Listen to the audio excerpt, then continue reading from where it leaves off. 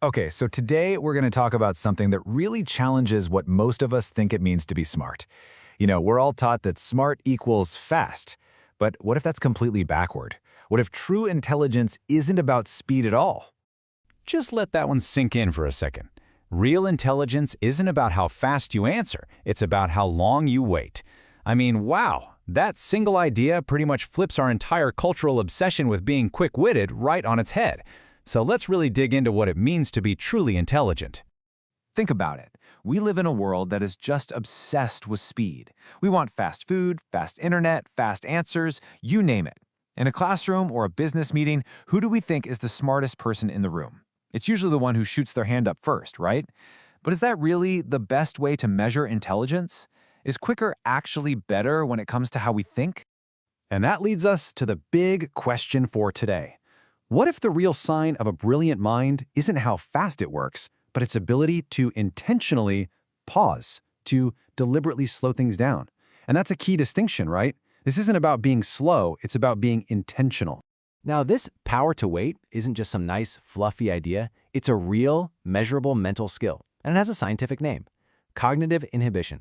I know, it sounds a little complicated, but the idea behind it is actually super simple, and honestly, incredibly powerful. Let's break it down.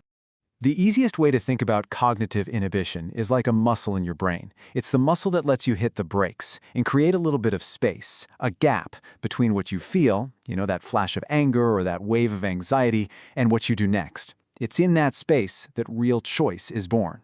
So here's how it actually plays out. First, something happens, the stimulus. It could be a frustrating email from your boss or someone cutting you off in traffic. Your gut impulse, your immediate feeling is to react. But then comes the most important step, the pause. This is where that cognitive inhibition muscle kicks in and creates that critical gap. And it's only after that pause that you can choose a thoughtful, deliberate response instead of just lashing out with an automatic reaction. To really understand why this pause is such a superpower, let's look at a really modern comparison: the difference between our human brains and artificial intelligence, because this is where our unique advantage becomes crystal clear. Just look at the contrast here. It's night and day, right? An AI reacts instantly. It crunches data and spits out an answer. But a human can introduce the pause. An AI's reaction is purely data-driven, but our response can be reason-driven.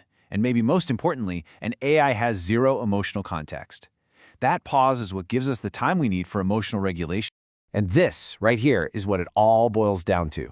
A reaction is automatic, it's impulsive, and frankly, it's often something we end up regretting. But a response is considered, it's intentional, it's aligned with who we want to be. That tiny little gap, that moment of pause, that's where all the wisdom and intelligence really happen.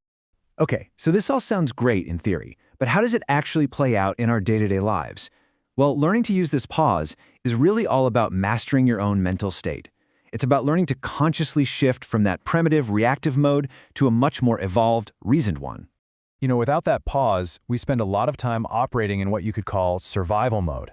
This is our brain's default setting whenever we're stressed or feeling a strong emotion. It's reactive, it's impulsive, it's totally automatic. This is the state of mind where you fire off that angry text or say that cutting remark that you wish you could take back a minute later. But by intentionally creating that pause, we can literally shift gears into reasoning mode.